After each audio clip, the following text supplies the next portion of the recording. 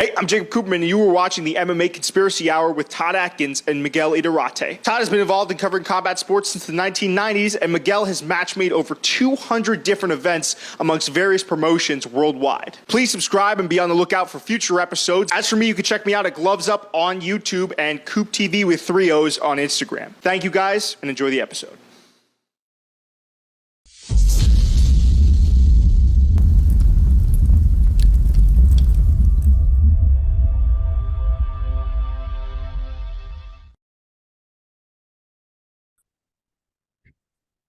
All right, so this is Todd Atkins, and I'm back with Miguel Iturrate, and we're here doing another episode of MMA Conspiracy Hour. We're going to talk about PFL's announcement that Francis Ngannou is actually going to fight in the promotion.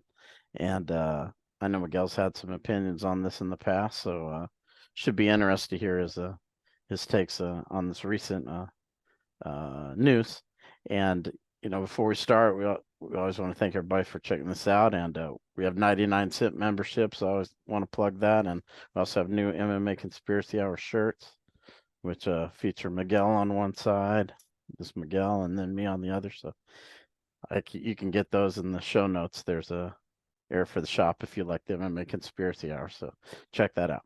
And Miguel, kind of want to let you just kind of start your opening salvo. I know you've had some interesting opinions about PFL in the past and this particular subject actually in the past. So maybe talk about this announcement that Francis is actually going to compete now.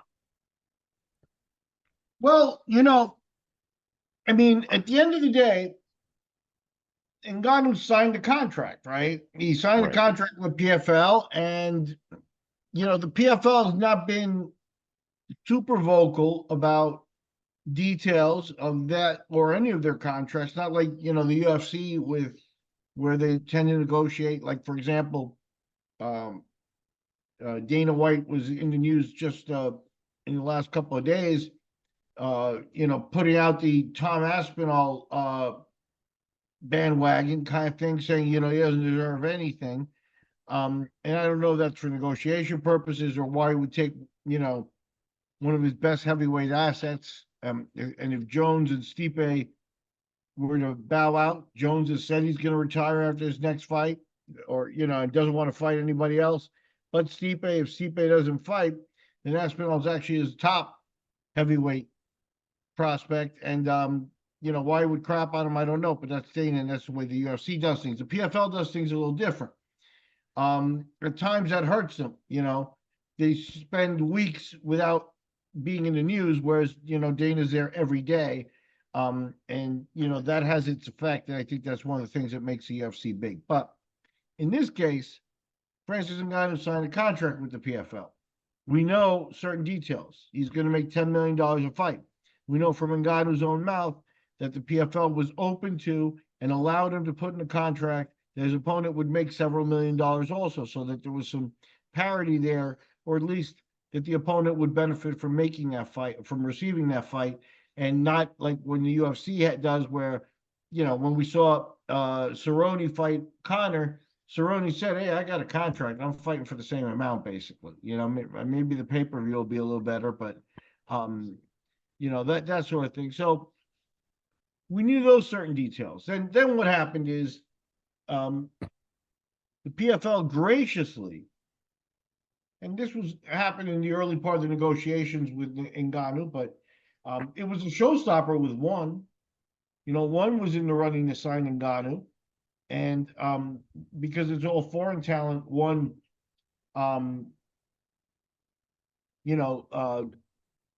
probably had some decent opponents for him. Rug versus Ngannou would have been interesting, that sort of stuff. So one was a place that wouldn't let him box. And the PFL graciously said, "Okay, we'll concede that and let you box." And he went off and boxed Tyson Fury. Now, the idea was that they would box Tyson Fury, and then he would come back to MMA. But because he had some moderate success against Fury, where, i.e., moderate success being that some people think he won the fight, but officially it's a loss. The PFL now, I think, allowed Ngannou a break on what the contract restrictions were. I don't think they gave him permission to fight twice in the contract or to do boxing whenever he wants or anything like that. And Ngannou got a little bit too big for his britches after the Anthony Joshua loss. He put it this way: Joshua did what Tyson Fury should have done, and that's whitewash this guy. Boxing is an art, is a fine art, and it's like, you can't put a violinist who's been practicing for a year hard in with the best philharmonics in the world. And that's what you got. Tyson Fury kind of allowed the facade to go on, and Ngannou was maybe fooled into thinking he was a top flight boxer, but Anthony Joshua should have erased that. Now, what, in my opinion, happened is that Francis Ngannou started becoming enamored with the money that boxing was offering him, because he was probably making more than the 10 million he's going to make in PFL for his fight. Here's the difference and why I give the PFL kudos. When they announced that his MMA fight was going to happen originally, they announced this Brazilian guy who had won their tournament, and you fill in his name for me. Pereira. Yeah, he's a very relative unknown in the MMA world. He's not on many people's radar and stuff, but he's rugged. He's 6'8", which makes it tough.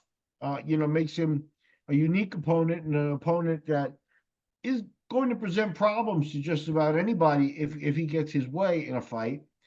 And I gave kudos to the PFL because they have picked their guy. It came through their tournament structure.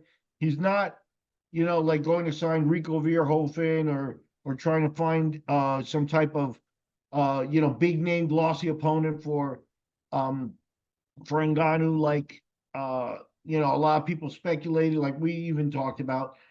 He was a guy from their system, and I gave him credit. I think that was the absolute right thing to do. Is if Ferreira beats him, then Ferreira's the man, and it's as simple as that. And Ngannou, can get a rematch. You can do all kinds of things like that, but it's not the huge marquee fight that everyone wanted or anything like that. But they were sticking to their guns. Then Ngannou announces he wants to go back to boxing for a third match. And we didn't hear anything since. And then all of a sudden they announced October 21st, I think, or in October 19th, Ferreira and Ngannou are going to fight. Simple as that. Now, in my opinion, what the UFC does in public, the PFL is almost certain to have done in private, which is grab Ngannou and say, have your lawyers read this contract, and if you want to be sued, let me know. And Ngannou probably realized that he's contractually bound to the PFL to do this fight, so you hear nothing of it. That's probably the best way to handle this stuff, is not to handle it in public with an ego and with a bullying tactic like the UFC and Dana have always pulled. But I'm almost certain that that's got to be what happened, because if Ngannou was dead set, it's not like he announced he wanted to do a third boxing match and then change his mind, slowly to fight an unknown guy who's very dangerous in the PFL for less money. That type of leap of change of mind doesn't really happen unless there's a reason for it. And I believe that reason is that the PFL finally had to say, look, we've given you everything you wanted, more than you wanted. You wanted a boxing match against Tyson Fury. We've let you have 2. It's our turn now.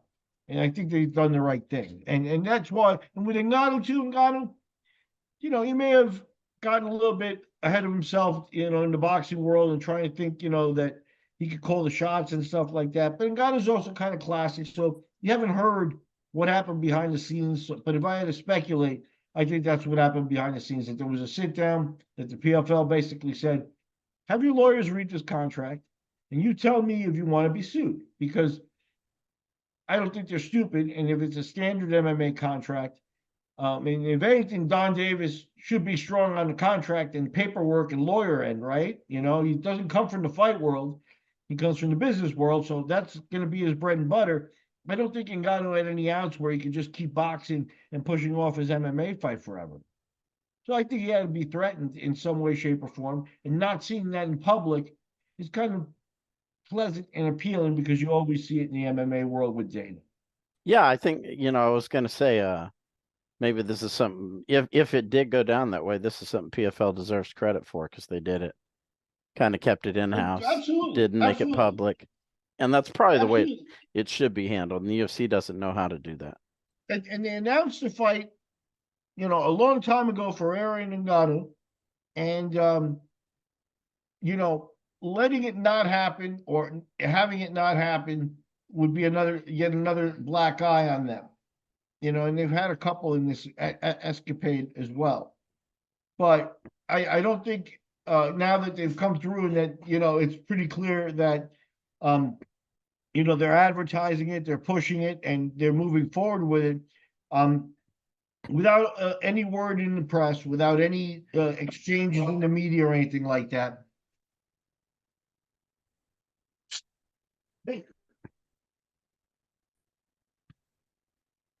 Okay.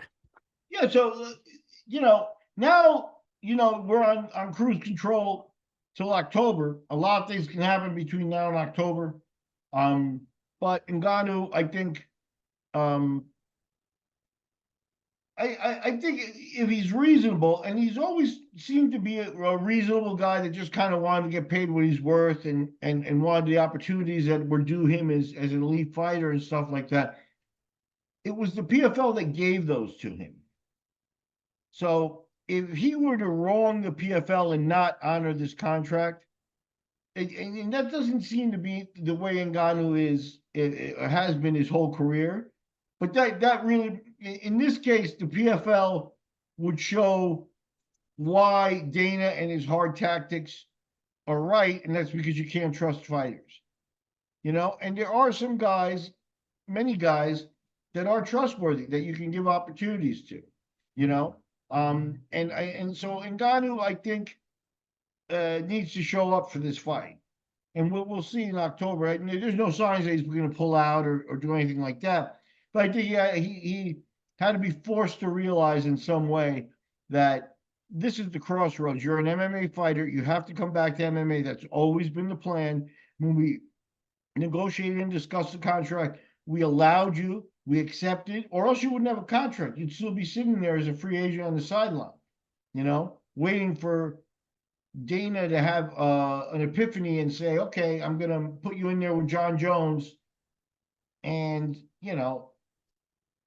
Dana has said, Ngannou's, done. And Dana is more fond of making Dana right than anything else, even big fights. Yeah. And, I was wanting to ask you, I thought you made a good point about the way the PFL handled it.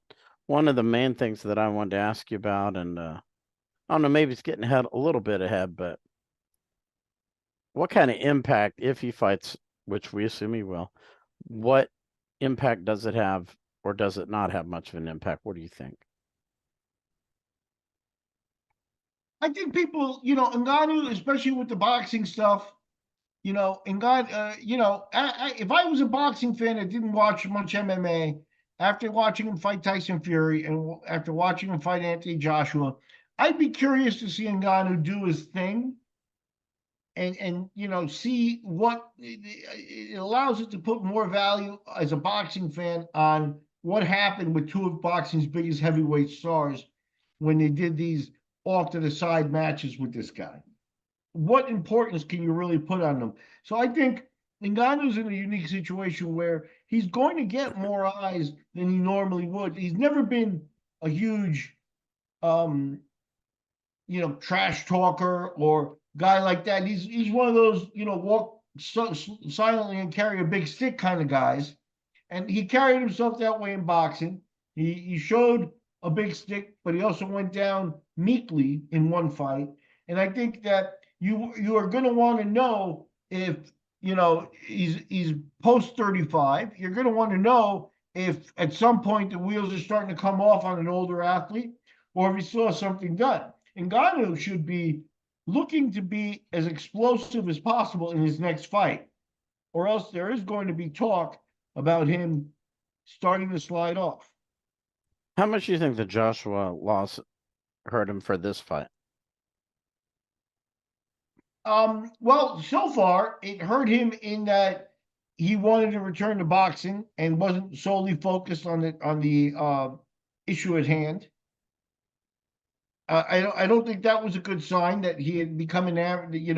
That there are guys that are passionate enough about MMA and their MMA careers and things like that they don't get distracted off of that. Even McGregor, who is now distracted by a squirrel running across the street, but McGregor returned to MMA, did his fights even after a huge payday. Did his fights for much less, and did his work to try to remain a big star. The whiskey deal came about and threw that into turmoil because it poured a ton more money into his coffers, and that complicated things in his life. But he never had a doubt that he was an MMA fighter first, even to the point where he, and Ngannou said it. Ngannou said to Tyson Fury, "I'll kill you in the cage." You know what I mean?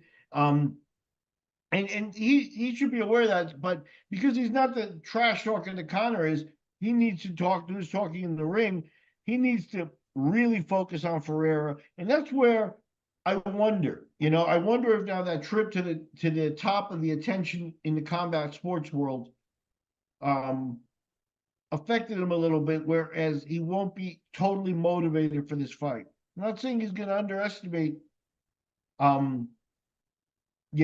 Ferreira, but if you go into a training camp and you're not training 100%, you're training 98%, that 2% may be the difference, because I'm going to tell you, Ferreira is training at 102%. Ferreira is as life-changing for Ngannou as his Tyson Fury fight was, as life-changing for Conor as his Mayweather fight was. Ferreira looks at this Ngannou fight as life-changing for him. He already banked $1 million in the PFL tournament, so he's got some money. $1 million isn't what it was when we were kids, where you could be a millionaire, right? $1 million turns into $600,000 after taxes and after he pays people off and things like that. Ferreira at least may have been able to pay off a nice house and get his kids some nice things and put together a good training camp for his next run. Now he's going to make a couple $1 million for this fight, but beating Ngannou and being the PFL champion, the man that beat Ngannou, with all his legend in MMA, having left as UFC champion, undefeated, no one took his belt from him and things like that. Then Ferreira, if he's a smart guy and manages his money correctly, is on his right path to going ahead and taking care of himself and his family for the rest of his life. So he is definitely going to be motivated for this fight. You're talking about a guy, if he's your typical Brazilian, he doesn't come from a rich family. I don't know his personal background that well at all, but he probably doesn't come from a rich family, and he's probably fought for a few $100s. So when you tell him you're going to fight for $2 million next time, he's going to be all in.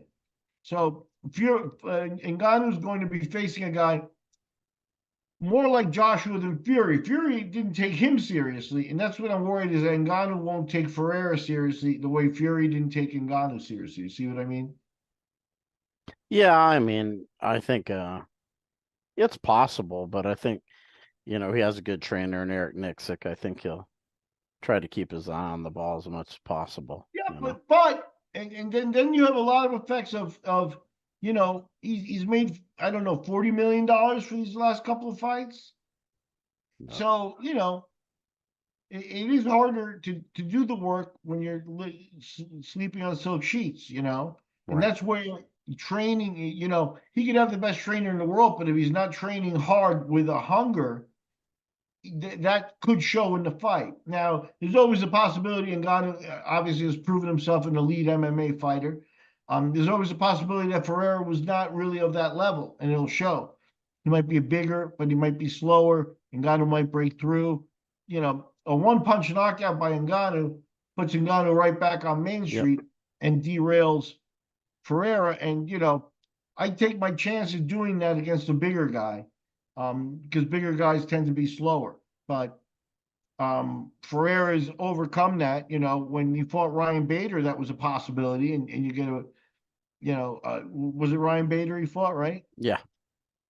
Bader at this point, a big, possibly roided guy with a lot of motivation. You know what I mean? To stay on top, a guy who's also left the UFC and then started to make money, on that level outside the UFC. The guys who leave the UFC and make big money, you can count really basically on a couple of hands. There's not many of those types of guys. And once they get there, kudos to them. Bader had a lot to lose, and Bader lost it to this Brazilian, and quite handily. So the same thing could happen there, although Ngannou is 30 pounds bigger than Bader. Right, and that was something I was going to get at, what you had just mentioned about if Ngannou wins by one punch knockout. I mean, I know PFLs does things by the tournament, which I like. They're not trying to get involved in who's going to win, but from a promotional standpoint, what would they benefit by more? Ngannou winning or Ferreira?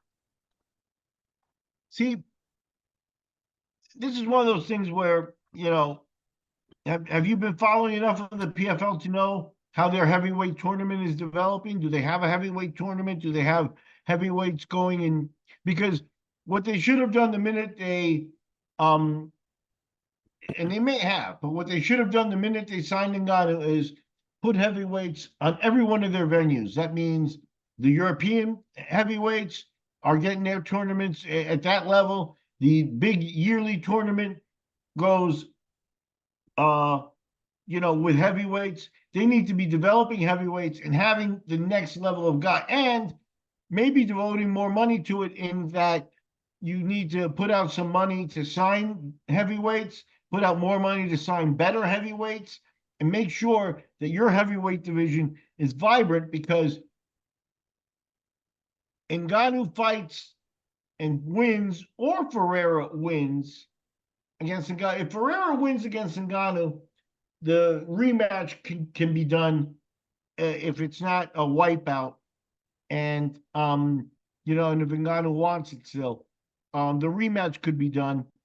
But if Ngannou wins, then the PFL is right back to square one in that who's the next opponent. Now this is gonna be a pay-per-view. Do you think that's a good idea or a mistake? No, I think it's a mistake. I think most companies, first of all, their product has not been on pay-per-view before. So people are used to seeing it free. So they should give away this match free, and eventually work in pay-per-views, and probably start off at about $15 a pay-per-view. Once they've developed, the problem with them is that they have a stunted growth. They have entire weight classes sitting on the sidelines for a year, while they do, they select 4 or 5 tournament weight classes to do. Then where are all the other weight classes? They're on the sidelines, right? They really don't have the roster or the name recognition or the structure to offer a pay-per-view level product. One fight, Ngannou against, I predict they'll sell under 100,000 pay-per-views. Yeah, which isn't good for Ngannou. Even if he won, it's still bad for him as a fighter. There's a Mystic Miguel prediction for you. The PFL really, they've already sort of blown their load. Maybe they had a chance with the Bellator versus PFL and a major marketing campaign with some names that people might recognize to pull off a pay-per-view level card. But if you're going to just go with Ngannou and Ferreira, who's an unknown, as your pay-per-view headliner, and have a standard or even above average PFL card there, which you give away now, they'll sell under 100,000 pay-per-views, and Dana will love that. Well, they had that one. It was a world championship. I think it was in 2022. They had PFL World Championship that was $49.99. I don't know what the numbers were. I'm trying to look it up. So it wasn't this isn't going to be their first one. Okay, let's see what they sold. It's not. I can predict that you didn't make a lot. Because we haven't seen them go back to that well until now.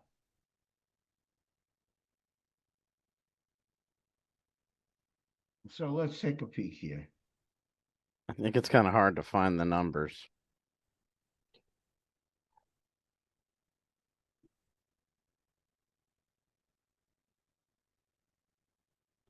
See if I can find any kind of digging on it. You give me the day of the show first. It was November 25th, 2022. Okay, PFL 10 in New York City. And Wikipedia doesn't even report the pay-per-view numbers. Yeah. They do on the UFC pay-per-views at this point. So that would hint at it being extremely low. Why would you not release the number if it was, they sold 700,000 pay-per-views. I would want that number out there. Right. So it would be better. I was thinking it'd be better to give it away for free at the Ngannou fight. Yeah, absolutely. Absolutely. And put on a big show, invest in it, make it look good, and get people wanting the product and being hungry for the product. The UFC inherited a pay-per-view show, but one of the first things they did is they, put on shows that are not on pay-per-view and got themselves to weekly fights, to feed the pay-per-views. Now you're talking about a company that is going to count on one guy's name to sell a pay-per-view, and you're going to have a pay-per-view that's possibly devoid of some of their best talent because those weight classes aren't even active in this calendar year. Yeah, I even think the UFC's, you could even say the UFC's still doing that. They have shows every week to feed the pay-per-view, and they're big, so it's not, PFL can't, do this, just like you said, just off of one guy and expect to hit a big number. With Bodog, we did a pretty good pay-per-view. Our first pay-per-view had a weekly TV series on not the biggest cable channel, but on cable, where all the fighters fought elimination fights, and it was Russia versus USA. The Americans all fought elimination fights on TV with a TV show for each fight, hyping them. And the guys won and got to go fight in Russia on a card top with Fedor. And we didn't break 100,000 pay-per-views. Our first pay-per-view had Roger Gracie on top of it. The Gracie name. Eddie Alvarez was on the card where he won his title with Bodog and things like that. And that show sold 15,000 pay-per-views. And again, we had some publicity. We didn't have our handle on the publicity the way the UFC does. And obviously, there was more to it than we knew. But in terms of name recognition, Fedor and Roger Gracie are probably up there with Ngannou as far as name recognition. And at that time, for sure. Yeah. At that time. Yeah. Fedor, especially. And that should be a signal to you that one name isn't enough to sell a pay-per-view. I think you can see that example in boxing at times, where if there's not a strong opponent and a big matchup made, that the pay-per-views don't do very well. Why do you think PFL chose to do it? Drag some people in because of the curiosity. Some boxing fans, I think, will want to see Ngannou do his thing. But I don't think that amounts to being something that will take you from, the 15 to 50,000 range in pay-per-view to 400 to 500,000, which would be acceptable and good. Why do you think they went that route? It's just, everybody's entitled to bad ideas. Yeah, I mean, or do you think it was more like for Ngannou's sake, he wanted to be on a pay-per-view rather than a free show? I think Ngannou, with the UFC ties a lot of their the revenue the fighters make Right. to the pay-per-views. That's how the guys break through into the elite money, right? Is to get a share of the pay-per-view in some way, shape, or form. And then we know from their business practices that they come in before the pay-per-view, buy those shares from the fighter for, a flat check for a few $1 million. And what fighters going to turn down, especially the first time, a few $1 million, right? So we never know exactly what the true share should be. Ngannou was part of that, right? Ngannou was getting his pay-per-view share, and that was tied to whatever money he was making with the UFC. But we already saw in the history of MMA the example of your friend, and man, you're a fan of, is Bojan Rebny and Eddie Alvarez, where Eddie was smart enough to say, you can't copy and paste the UFC's contract wording for pay-per-views and say that you're matching the offer, because you don't have any history of pay-per-views. You don't sell pay-per-views the way the UFC does. And if I don't break to a certain amount, I get nothing. And therefore, I'm making less money with your company than I am with them, even though you can say the contract's the same. So with Eddie having taught the world that lesson, I'd be shocked if it doesn't know that he's in a boat where this pay-per-view probably doesn't have any value. He's getting 10 million flat for the fight, right? That's what we understand from the contract. Right. So it needs a little less, but it's still something that he should be aware of. There's no reason to push for a pay-per-view because you're not going to make any money off of it. Right. And especially after paying him 10 mil. That's the other thing that could hurt them, having to pay that out. I mean, Don Davis is a businessman, and we've heard of him doing the tours, raising money and stuff like that. I don't think Ngannou's at risk of not being paid by this company at this time. Oh, I think he'll get paid, but it might hurt them to pay him. Yeah, they may not be able to drum up, the next round of donations, basically. And again, Don Davis is a billionaire, but I strongly doubt that he's reaching into his own pocket to fund this. Whereas the Fertittas did. But he's fundraising and going to Qatar to get money, and doing shows in Saudi Arabia and trying to get attention from big money funds for sports and things so that he can do his thing. So the money will be there, but yeah, if this doesn't click and the PFL doesn't begin to rise in attention worldwide, those kind of funds will dry up, because those funds do look to present the lead product. Right. And if they don't hit a decent number, which they probably won't, based on your expectations, people, the UFC and their hanger-ons are never going to let PFL hear the end of that. It'll be bad for their publicity. Yeah. And that's a matter of hanging on. Now we're in an interesting collision course here. Because so October, right? So October sees Ngannou face Ferrer, and the UFC's lawsuit comes to trial. If it does, yeah. Unless they pull out a settlement. Something out of their hat. So, but at this point, the idea would be that the trial could result, in the worst case scenario for the UFC, to me, the trial could result in all their contracts becoming null and void. And if that's the case, then the PFL needs to be ready and needs to be looking like a viable option, especially for those fighters, which means they need to have full coffers. They need to be able to sign contracts, and they need to be able to honor contracts. So they can't blow their load here on this. And, they really haven't. They didn't do a North American $1 million contract fight season this year. They're in Europe doing $100,000 contracts.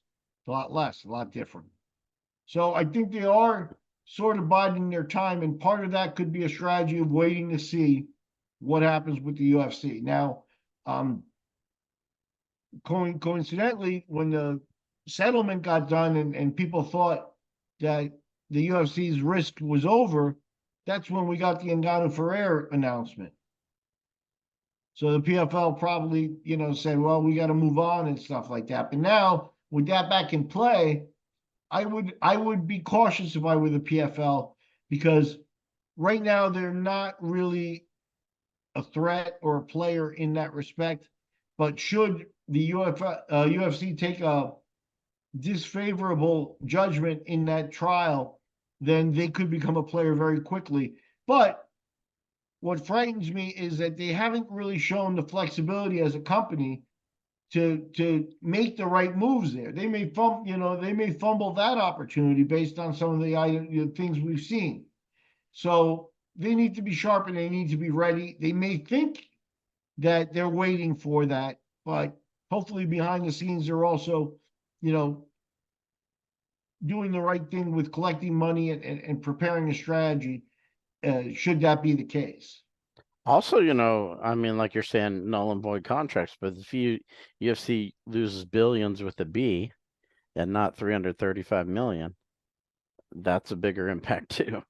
When we're talking about PFL becoming a player. Yeah, the problem is that the UFC, let's say the settlement comes down to 2 million and they multiply it by 3 because it came via a judgment. So now they're down $6 billion. I don't think it'll be that high. Let's just leave it at that for speculation. Yeah. 6 billion is still a percentage of, it's a high percentage, but it's a percentage of the value of their company. They've got that money. Nobody in that company wants to give that money up. Nobody, not the shareholders that might still be there, not the big executives, not the WWE who, I know they broke the company up and stuff like that, but there's still some tendrils there, I think, that, that tie the companies and corporations together. They move in the same direction. But let's say they're down 6 billion. The very next week, they've got a pay-per-view that'll pull in $20 million. The next week after that, they've got a smaller fight night show that'll pull in $6 million. The next week after that, they've got another show with another $5 million. The next week after that, it's $10 million. Then it's back up to a pay-per-view, $20 million. They make money. It's coming in, and that won't cease for a little while, even after the lawsuit gets, unless somehow they're taken off pay-per-view by the lawsuit, and I don't foresee that. Yeah. So they're still going to have money coming in. Yep. And that's the issue with them, is that Don Davis has to go to Qatar to ask for money to run his show. So that's what I mean. They have to be ready. The UFC could probably survive a $6 billion payout. And probably if they don't, it's more because of just weariness on the part of the executives, and they don't want to deal with it anymore. And since the money's less, they're used to playing at a certain level, and they just don't want to do it. It's not that the company couldn't go on by the model that they have right now in terms of income. Right. If again the T-shirt companies are back in business and those fighters are allowed to get sponsors and stuff like that, then a lot of their income streams will be limited, but they will still be making the gate and the pay-per-view money for every show. Right. So I want you to put your hand on the crystal ball. What do you think happens with this Ngannou? Not necessarily the fight, who wins the fight, but the aftermath. What impact does it have on PFL or the MMA space? I think it depends. I think if Ferreira wins, it's huge news for about a month, and then it all falls back on the PFL and how they follow up on that. Who's his next opponent? What's the plan? Or is he going to be a champion that we don't see for another year while they do a tournament to give him an opponent? But I think Ferreira, I'm not sure. I'm not an odds maker. I'm not sure how you quantify the odds here, but I think if Ferrer is a dog, he's a live dog. And just talking on earlier in this podcast, going over the details, who's going to be the hungrier fighter heading into this fight? Just knowing that Ngannou wanted to do another boxing match and put this off again tells you. When Ferrer read the headlines that said Ngannou wants to do a third boxing match, he called the PFL, he cried, he threw his arms up in the air. He went into the forest and painted himself and did rain dances. He definitely doesn't want that to happen. He wants the Ngannou fight. Ngannou wants another fight, not Ferrer. So those types of little advantages and stuff, I would call Ferrer a live dog. Now, and again, the same question comes up on the opposite side. Ngannou comes in, they dance for about 30 seconds, and he flattens him with one punch. Then who's the next opponent for Ngannou? What do you do for an encore? If Ferrer wins, then, you kind of got to lure Ngannou into a rematch, but you didn't want to do the fight in the first place. And at that point, he's looking at having banked $50 million. Now, $1 million isn't what it used to be. For $50 million, you can retire on. Right. And again, Ngannou doesn't, I'm sure he has a nice car and he looks to dress well and, he's got that. But Ngannou's got other options. He could model, you know what I mean? He's that type of human being in terms of, body wise and things like that. He could go do all kinds of other things that still make him income at a high level. And if not, he doesn't look to be the kind of guy that blows, I blew $100,000 at the casino, or I blew $100,000 at the strip joint, and I wind up with no money. Plus, he's going to be the chairman of PFL Africa, your favorite subject. Like I said, show me, don't tell me. That still remains Mr. Miguel's call to the PFL. Show me, don't tell me. And to bring it back around to the subject of this pay-per-view, they showed me something kind of forcing Ngannou and Ferrer on the world. It's what they said they were going to do, and they're still doing it. If they had to back off of doing what they said they were going to do, I would be shitting on them completely. So, you know what I mean? I'm sorry, but that would look bad. So here they are, kind of sticking to their guns, showing that they are the bosses that dictate what the fights are and not what Ngannou wants. So, what do you do for an encore? We've mentioned it probably a dozen times on our podcast, but never forget Bonner versus Forrest Griffin, always looked at as the seminal fight that made the UFC and brought them into the mainstream. And the following week, they delivered Chuck Liddell against Randy Couture. That's being ready. Yeah, it'll be interesting to see how they like you said, if Ferrer wins, maybe they could champion their tournament. See, the tournament does produce the best, So yeah. And again, you've got to have an opponent for the next one, because the champion that produces the best in the world can't sit and wait. He made $2 million, but that's okay. You know what I mean? Again, $2 million isn't all that much. Plus the million, he's got $3 million. Hopefully, him and his family will never have to worry again. But again, he shouldn't be looking at it like, "Woo, man, I made a fortune already." He should be hungry for more. And if he were to wipe out for Ngannou, establish length, use kicks and punches, and get him out in 3 minutes, and he's healthy, sitting him for a year would be criminal. He should be ready to fight 4 to 6 months. Oh, the world would be in his hands if he did that. Yeah, and the PFL has to show me that they're not going to drop the ball if that happens. They've got to be ready. They've got to have an opponent. Yeah, that's a fascinating discussion. As always, you bring great, insight and opinions into this topic. Did want to give you a chance to kind of talk about what you've been doing with the MMA Collector. I know you just taped another. Well, we put thing. up for tomorrow another corroboration, me and you, with Andre Benke.